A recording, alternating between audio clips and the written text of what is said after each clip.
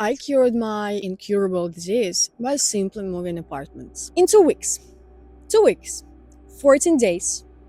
Everything I was struggling with for years was gone. The mind-body splits. They always believe that consciousness and the physical body operate independently of each other isn't just philosophically wrong, it's medically limiting. No doctor could help me for 6 years. I visited more than a dozen. Some weren't sure about the cause at all, others blamed food, surfaces I touched daily, furniture, glue in our apartment, laundry detergent. I tried everything they told me. Excluded red-colored food, changed detergents, slept in another room away from that furniture, avoided certain materials. Nothing happened. I even did an allergy test. Nothing changed. I had dishydrotic eczema on my palms and atopic dermatitis affecting my whole body. You could spend an entire day trying to convince me that psychosomatics, the way the mind can cause or heal physical symptoms, is a myth or theory, but I know it's true because I had a crazy experience with it. But before I tell you my story, you need to understand the philosophical assumption that may have kept those dolls doctors from seeing what was actually wrong. Mind and body dichotomy. Philosophers have debated for centuries whether the mind and body are separate entities or one unified system. The idea that mind and body are separate came from all religious traditions. Pythagoras, influenced by Egyptian beliefs about the soul surviving death, brought these ideas into Greek philosophy. Then Plato took these mystical beliefs and turned them into systematic philosophy that held that your body is a temporary prison for your eternal soul. The body dies, the soul lives on. Two different things. Then Descartes entrenched the idea in modern philosophical thought. Mind and body are completely distinct. The mind is immaterial, thinking, and non-extended, which means not made of physical substance. The body is material, or extended, and operates according to mechanical laws, like a machine. He even pointed to the pineal gland as the point where these two separate realms connected. This is what we now call dualism, the idea that the mind and the body are two fundamentally different substances. But there was an alternative view. Not all philosophers accepted this split. Spinoza, Descartes' contemporary, rejected it entirely. Mind and body, he said, aren't two separate substances. They are not interacting. They are the same thing. Your emotions, thoughts, and beliefs aren't separate from your physical health. You are an indivisible entity of matter and consciousness, not a ghost in a machine, not a machine with delusions, one integrated organism. Today we know that that wasn't just abstract philosophy. When you're under chronic stress, fear, or emotional tension, you respond as an entire organism. Chronic stress suppresses immune function, triggers inflammation, and manifests as serious physical illnesses. When you remove the source of tension, when your nervous system gets the signal that it's safe, the problem you've been struggling with for years can recalibrate. Fortunately, today we observe a huge shift. Psychosomatic medicine, integrated care, the biopsychosocial model. But still, all the doctors I visited didn't suggest psychosomatic issues in my condition. Now let me tell you why I know this isn't just a theory. I had atopic dermatitis from a young age. From time to time it got stronger or weaker.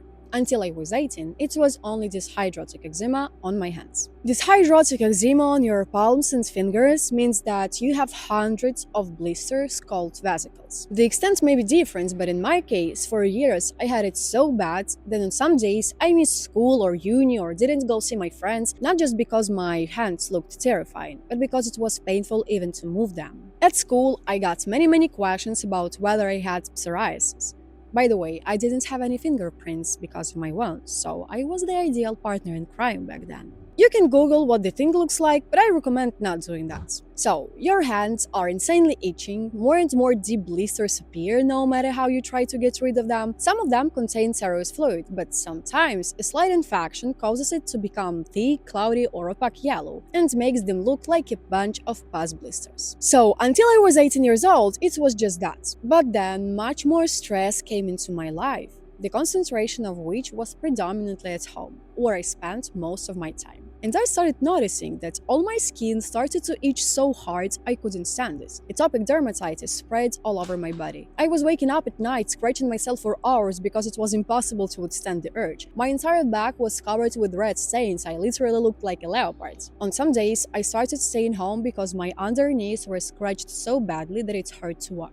Showering became one of my worst enemies, because afterwards I could spend hours scratching myself. If you didn't know, water actually dries your skin. And for atopic skin, the water from pipes in a Soviet apartment building is a deadly experience. The hair dryer and boiling water became my best friends. Only by burning my skin with a hair dryer and holding my hands under boiling water could I get rid of the itching for some time. Of course, worsening my skin condition in the long term, but getting short-term relief and an incredible thrill. I was sure there was no way to recover. Nothing worked. Some doctors' suggestions even worsened the condition. I still had some slight hope for my skin to recover someday, but only apart from my palms. I didn't see how those numerous blisters could ever disappear so that my hands could look absolutely normal. Even on an X-ray, you could see deep holes all over my fingers and palms. Overall, I was desperate about my condition. Then in 2022, the Russian full-scale invasion forced me to leave home. Ukraine. I had to flee to Poland for 4 months, but leaving meant I also left behind everything that had been causing me chronic stress before the invasion. In 2 weeks, 14 days, everything I was struggling with for years was gone. For the first time since childhood, I could go take a shower and my skin was okay. There was no itching during the shower or even afterwards. I recalled how it feels to have smooth skin and not wake up at night scratching. My palms fully recovered.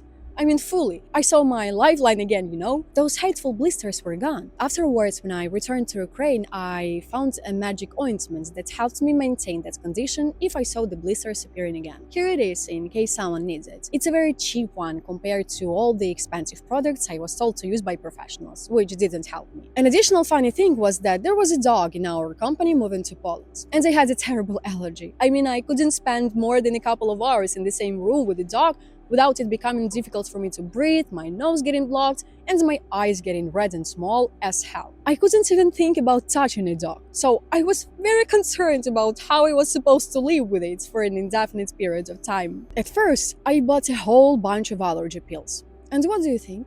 I didn't need them. The allergy was gone. One could attribute that to the fact that the apartment we lived in was completely new without fur all over it. But I was able to bury my face in that dog's fur, kiss her all over, and let her lick me, and get nothing apart from a slight redness where she licked me. I felt so comfortable with the company we moved with that my body responded with peace. It was as if it finally understood that it was safe. It wasn't the food or the detergents or the furniture. It was the constant tension I was living in. After I moved back to Ukraine, I succeeded in maintaining my palms in relatively great condition, despite occasional issues appearing. But unfortunately, my skin problems began to return after literally a couple of days at home. It was very painful to wake up at night for the first time in 4 months and understand that the condition had appeared again. But this time, I knew what it meant. I started paying attention to what and who I didn't like in my life. I changed what I could, set boundaries, left situations that drained me, stopped forcing myself into environments that made me tense, and pretending I was fine when I wasn't. My skin problems returned, but never to the same extent, because I finally understood. My body wasn't attacked by some incurable condition, it was just responding to the reality I was living in. You can spend years trying new medications, but if nothing helps, your body is most likely shouting for emotional rest. It doesn't lie to you. It's telling you the truth about your life before your mind is ready to admit it. While you might try to rationalize, justify, make excuses, and convince yourself that everything's manageable, your body doesn't negotiate. It just responds directly to reality. The doctors weren't wrong to look for physical causes, but they were operating in a framework that couldn't see the whole picture. They looked at my hands and saw a skin problem, a physical category, a physical solution. They never asked about my home life, my stress levels, my emotional state, because those belonged to a different domain. Mind stuff, not their field. But we're not a body with a separate mind operating it. We're one integrated organism. This is what psychosomatics is about. Not that it's all in your head, but that your head and your body are the unified system. And when you ignore one, the other will make you pay attention. The stress or emotional strain you're carrying can surface as serious illnesses, hypertension, chronic digestive problems, migraines and tension headaches, respiratory issues, skin conditions like neurodermatitis, which was exactly my case, cardiovascular disease, chronic pain, conditions that doctors struggle to fully explain. Overall, things that seem to come out of nowhere,